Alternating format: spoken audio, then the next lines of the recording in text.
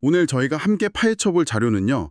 SGC 에너지에 대한 증권사 리서치 보고서, 그리고 회사가 직접 발표한 공식 분기 보고서입니다. 네. 이 SGC 에너지가 집단 에너지 사업, 또 건설업, 그리고 글라스락, 다들 아시죠?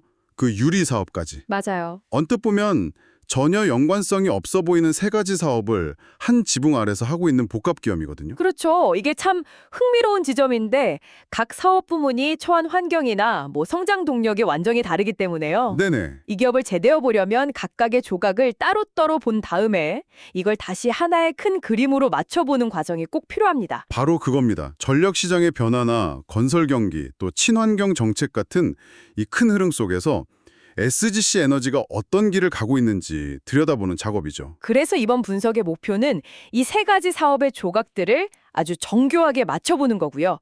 특히 최근 실적 발표에 숨겨진 극적인 변화의 신호를 포착해서 이 기업의 본질적인 가치를 제대로 파악해보는 겁니다. 네, 특히 시장이 오랫동안 우려의 눈으로 봤던 그 리스크가 어떻게 새로운 기회로 바뀌고 있는지 그 반전 드라마에 한번 집중해 보겠습니다. 네, 특히 2025년 3분기 실적 데이터는 이 기업의 굉장히 중요한 변곡점을 보여주는 숫자들로 가득 차 있습니다. 아, 변곡점이요? 네, 단순히 작년보다 실적이 얼마나 늘었다. 이걸 넘어서서 그 숫자들이 어떤 질적인 변화를 의미하는지 깊이 파고드는 게 이번 분석의 핵심이라고 할 수 있겠네요. 좋습니다. 그럼 첫 번째 퍼즐 조각부터 한번 맞춰보죠. 바로 과거 SGC 에너지의 가장 큰 골칫거리였던 건설 부문의 극적인 부활입니다. 네, 제가 보고서를 읽으면서 정말 눈을 의심했던 숫자가 바로 자회사 SGC ENC의 3분기 영업이익인데요. 전년 동기 대비 무려 915.95%가 폭증했어요. 그렇죠. 915%라니 이거 어마어마한 숫자인데 한편으로는 이런 생각도 들어요. 작년 실적이 워낙 안 좋아서 생긴 기저효과 아닌가? 아, 이런 실적이 일회성으로 끝나지 않고 계속 이어진다고 볼 근거가 확실히 있을까요? 아주 날카로운 지적이십니다. 물론 작년 실적이 부진했던 데 따른 기저효과 분명히 있습니다. 네, 역시. 하지만 더 중요한 건 이익의 원천이 완전히 달라졌다는 점이에요. 원천이요. 네. 과거 SGG ENC의 리스크는 전부 국내 주택 시장이랑 PF 부실 우려, 여기에 집중되어 있었잖아요. 맞아요. 뉴스에 맨날 나왔죠. 그런데 이번 어닝 서프라이즈를 이끈 건 국내 주택 사업이 아니라 바로 해외 플랜트 사업입니다. 아, 그러니까 부진했던 국내 사업을 겨우 만회한 수준이 아니라 아예 새로운 성장 엔진을 해외에서 차려냈다. 이런 의미군요. 정확합니다. 중동하고 동남아시아 지역은 안정적인 유가를 바탕으로 석유화학 플랜트 투자를 꾸준히 늘리고 있거든요. 네네. SGC ENC는 원래 이 분야에서 기술력하고 경험을 쌓아온 강자였고요. 아, 원래 잘하던 분야였군요. 그렇죠.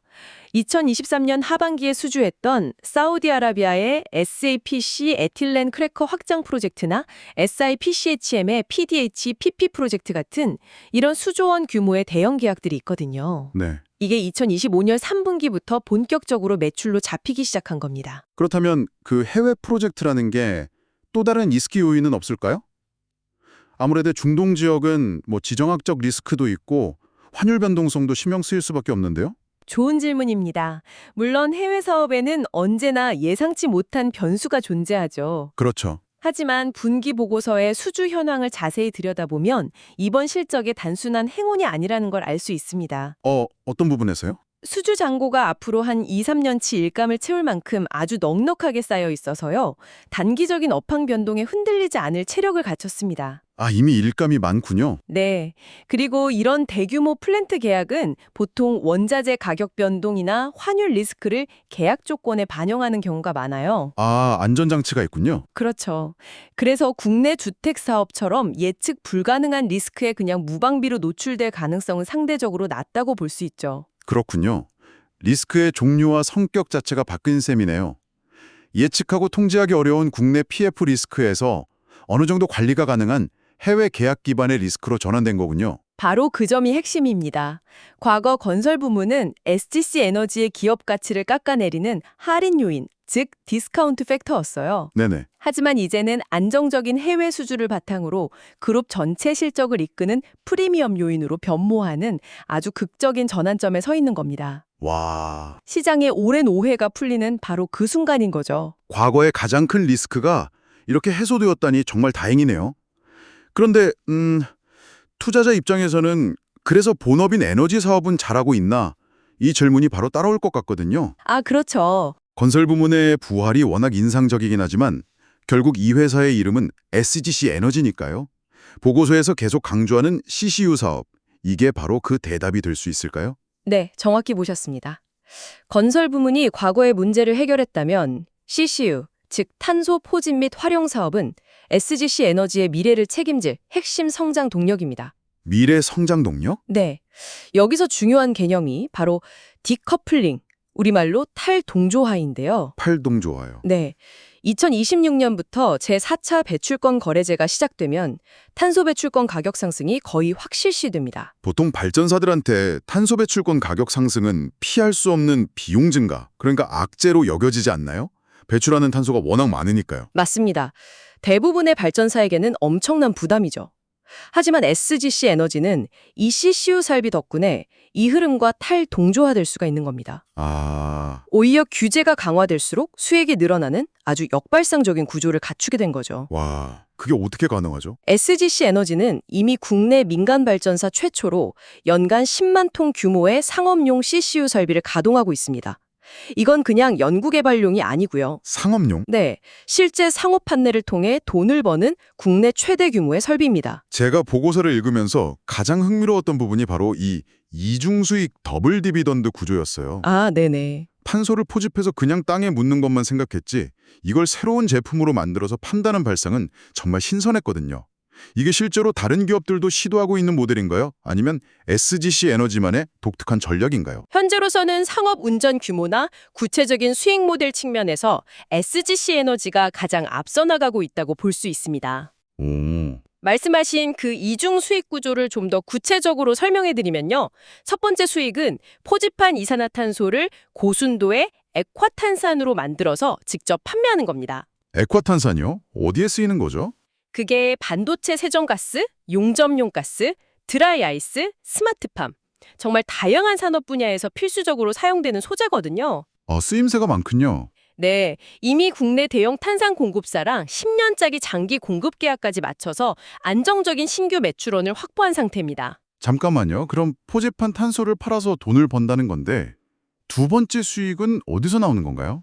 두 번째 수익은 바로 탄소 배출권, 그 자체입니다. 아, 연간 10만 톤의 이산화탄소를 포집한다는 건 회사가 의무적으로 사야 할 탄소 배출권 10만 톤어치를 아끼는 것과 똑같은 효과예요. 네네. 만약 할당받은 배출권에 여유가 생기면요, 남는 배출권을 시장에 팔아서 추가 수익을 올릴 수도 있는 거고요. 아, 이제 그림이 완벽하게 그려지네요. 한쪽에서는 포집한 탄산을 제품으로 팔아서 돈을 벌고 다른 한쪽에서는 탄소 배출 비용을 아끼거나 아예 수익으로 전환할 수 있다. 이 말이군요. 그렇죠. 와, 정말 영리한데요? 이건 마치 예전에는 돈 내고 버려야 했던 공장의 톱밤을 모아서요, 단단하게 압축해 파티클보드라는 새로운 가구 자재로 만들어 파는 것과 같아요. 아, 비유가 아주 딱 들어맞네요. 골칫거리 폐기물이 새로운 수익원으로 바뀐 거죠. 환경 규제가 강화될수록 탄소 배출권 가격이 오를수록 SGC 에너지의 경쟁력과 수익성은 오히려 더 빛을 발하게 되는 구조입니다. 그렇다면 반대로 정부 정책이 바뀌거나 탄소 배출권 가격이 예상보다 오르지 않을 경우 이 CCU 사업의 수익성에는 상당한 리스크가 될 수도 있겠네요. 물론입니다. 규제 기반 사업은 항상 정책 변화에 리스크를 안고 있죠. 네. 하지만 전 세계적인 기후변화 대응 추세를 볼 때 탄소 가격이 장기적으로 우상향할 것이라는 데에는 큰 이견이 없습니다. 단기적인 변동성은 있겠지만 큰 방향성 자체는 매우 명확하죠. SGC 에너지는 그 거대한 흐름의 가장 앞에서 파도를 타기 시작한 셈입니다. 자, 그럼 한번 정리해 보겠습니다. 과거의 골칫거리였던 건설 리스크는 해외 수주 성공으로 완벽하게 해결됐고 CCU라는 확실한 미래 성장 동력도 확보했습니다. 네. 보통 이런 기업은 주가도 그 기대를 반영해서 상당히 높게 형성되어 있을 것 같은데요. 그런데 보고서는 오히려 극단적인 저평가 상태라고 진단하고 있어요. 맞습니다. 세 번째 테마인 저평가와 높은 배당률의 안전마진으로 넘어가 보죠. PBR이 0.46배 수준이라고 하는데 이게 대체 어느 정도로 싼 건가요? PBR, 그러니까 주가 순 자산 비율이 1배 미만이라는 건요. 현재 주가가 회사의 청산 가치보다도 낮다는 뜻입니다. 청산 가치요? 네. 아주 쉽게 비유하자면 지금 당장 회사를 다 정리해서 공장, 토지, 현금 같은 자산을 모두 팔아서 주주들한테 나눠줄 때 1주당 10,000원을 받을 수 있는데 시장에서는 그 회사 주식이 4,600원에 거래되고 있다는 의미입니다. 와, 0.46배는 그중에서도 매우 이례적으로 낮은 수준이죠. 청산 가치의 절반도 안 되는 가격이라니 정말 극단적인 저평가 상태로 보이네요. 아니 만약 이 기업이 그렇게 좋은 미래 성장 동력을 가지고 있다면 왜 시장은 이렇게까지 싸게 내버려 두고 있는 걸까요? 그렇죠. 저희가 놓치고 있는 또 다른 리스크가 있는 건 아닐까요? 그게 바로 시장의 관성 혹은 편견이라고 생각합니다. 관성이요? 네, 비교 대상을 보면 더 명확해지는데요. 비슷한 친환경 에너지 사업을 하는 포스코 인터내셔널의 PBR이 1.5배 수준입니다. 1.5배요? 네, 업계 평균과 비교해도 SDC 에너지의 PBR은 현저히 낮아요.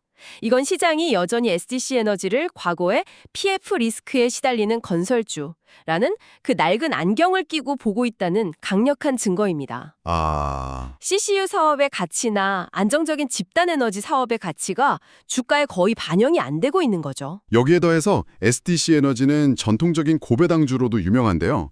현재 주가 기준으로 예상 시가 배당률이 약 7.3%에 달합니다. 네, 높죠. 그런데 여기서 또 한 가지 의문이 생겨요. 분기 보고서를 보니까 3분기 지배주주 순이익이 적자로 전환했더라고요. 아, 그 부분 7%가 넘는 배당은 정말 매력적이지만 회사가 돈을 못 벌고 있는데 어떻게 이런 고배당을 유지할 수 있는 거죠? 이건 혹시 함정 아닐까요? 매우 합리적인 의심이시고 반드시 짚고 넘어가야 할 부분입니다. 재무제표를 표면적으로만 보면 그런 우려를 할 수 있어요. 네네. 하지만 순이익 적자의 내용을 자세히 뜯어보면 이야기가 달라집니다. 이번 적자는 본업인 발전이나 건설 사업을 못해서 발생한 영업 손실이 아니에요. 아, 그런 게 아니고요? 네, 대부분이 환율 변동에 따른 외화 환산 손실 같은 실제 현금 유출이 없는 회계상의 영업 외 비용 때문이었습니다. 아, 실제 현금 흐름과는 무관한 장부상의 손실이었다 이 말씀이시군요. 그렇습니다. 기업의 실제 현금 창출 능력을 보여주는 EBITDA, 즉 이자, 세금, 감가상각비 차감 전 영업이익은 여전히 매우 견조한 수준을 유지하고 있습니다. 네. 배당은 회계상 순이익이 아니라 기업이 벌어들인 현금을 바탕으로 지급하는 것이기 때문에 현재의 현금 흐름이라면 배당 정책은 충분히 유지할 가능성이 높다는 게 보고서의 분석입니다. 그렇군요. 일시적인 회계상 손실 때문에 회사의 배당 지급 능력이 흔들릴 가능성은 낮다는 거네요. 네, 오히려 이 7%가 넘는 높은 배당률은 주가가 더 하락하기 어려운 강력한 하방 지지선, 즉 워렌 버핏이 그토록 강조했던 안전마진, 마진 오브 세이프티 역할을 해줍니다. 아, 안전마진. 만약 주가가 여기서 더 떨어지면 배당 수익률은 8%, 9%로 더 올라가게 되고 그 매력 때문에 새로운 매수세가 들어오면서 주가의 추가 하락을 막아주는 효과가 있는 거죠. 오늘 자료들을 종합해보니 SGC 에너지는 그야말로 퍼펙트 스톰을 지나서 맑은 하늘을 맞이하는 구간에 들어선 것으로 보입니다. 네. 시장이 오랜 우려였던 건설 부문은 해외에서 화려하게 부활했고 CCU 사업은 미래의 확실한 성장 동력으로 자리 잡았고요. 여기에 극단적인 저평가와 7%가 넘는 배당 매력이라는 든든한 안전마진까지 갖추고 있네요. 이번 분석은 단순히 한 기업의 투자 매력도를 평가하는 걸 넘어서서 청취자께 더 큰 질문을 던져준다고 생각합니다. 오, 어떤 질문이죠? 바로 리스크의 재정의에 관한 것입니다. 리스크의 재정이라 흥미로운 표현이네요.